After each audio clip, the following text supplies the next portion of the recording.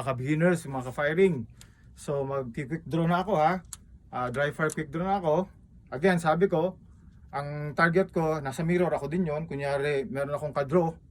Pag tinamaan ko siya sa headshot, siyempre magre-reflect sa akin yan, anywhere sa face ko. Okay, try natin. Okay. Kita nyo? Dito tumama, somewhere here. Yun ang ibig sabihin ko. Makikita nyo agad. Ngayon, practice na ng practice. Ang ginagawa ko kasi, mahina muna primero, ganyan, kuka, bago fire, hanggang pabilis ng pabilis. Ganun lang tayo mag-practice. Sigurado, mas madali tayo matututo pag nakita natin saan tayo tumatama. Okay? Kasi magdadry fire tayo, hindi natin lang tumatama ba tayo, nabilis tayo nabilis, eh wala naman tayong visible na nakikita tumatama tayo, right? So yung laser, maganda yan. Bye.